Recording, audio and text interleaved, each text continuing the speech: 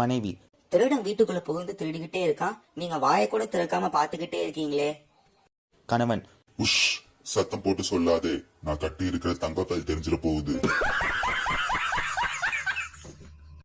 மனைவி. பையன் பட்டாசு தானே கேக்குறான், அதுக்கே அவனை இப்படி போட்டு அடிக்கிறீங்க. கணவன். கார் குண்டு தான் வேணும்னு அடம் பிடிக்கிறான் ராஸ்கல். மனைவி. உங்களுக்கு தெரியுமா, சத்யவான் சாவித்ரி தன் கணவனை யம தர்மராஜாவிடமிருந்து தன் தந்திர வரங்களால் கடுமையாக போராடி மீட்டாளாம். கணவன். அப்போ ஒரு புருஷனை பொண்டாட்டி கிட்ட இருந்து யம தர்மனால கூட காப்பாத்த முடியாது, அப்படிதானே? மனைவி. ஏங்க, உங்களை கல்யாணம் பண்ணிக்கிட்டதுக்கு என் புத்திய செருப்பால தான் அடிச்சுக்கணும். கணவன். செருப்பு இருக்கு, புத்திக்கு எங்க போக? மனைவி. நீங்க எனக்கு அழகான பட்டுப்புடவை வாங்கி கொண்டு தர மாதிரி கனவு கண்டேன். கணவன். அப்படியா? அடுத்த தடவை அதை கட்டி பாக்குற மாதிரி கனவு கண்டு சந்தோஷப்பட்டுக்கோ, என்ன ஆள விடு.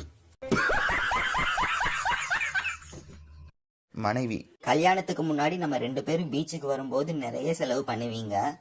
கணவன். மனைவி. இப்ப எதுவுமே வாங்கி தர மாட்டீங்க. கணவன். அப்போ எனக்கா எங்க அப்பா சம்பாதிச்சுட்டு இருந்தாரு, இப்ப நாள சம்பாதிக்கிறேன். மனைவி. ஏங்க, உங்க ஃப்ரெண்டு பாத்திருக்க பொண்ணு நல்லாவே இல்ல, நீங்களாவது சொல்லக்கூடாதா? கணவன். நான் ஏன் சொல்லணும்? மனைவி. நீங்க அவர் ஃப்ரெண்டு தானே. கணவன். அவன் மட்டும் எனக்கு சொன்னானா என்ன? மனைவி. என்னங்க, ஏதாவது விலங்குகள் பூங்காவிற்கு கூட்டிட்டு போங்க. கணவன். சரி கிளம்பு. மனைவி. எங்க போகலாம்? கணவன். உங்க வீட்டுக்கு தான். மனைவி. சீக்கிரம் வண்டியை மறுபடியும் வீட்டுக்கு ஓட்டுங்க, ஸ்டவ் அணைக்காம வந்துட்டேன், வீடு எரிஞ்சிட போகுது. கணவன். கவலைப்படாத, நான் அதுக்கு தான் குலைய மூடாமே வந்திருக்கேன். மனைவி.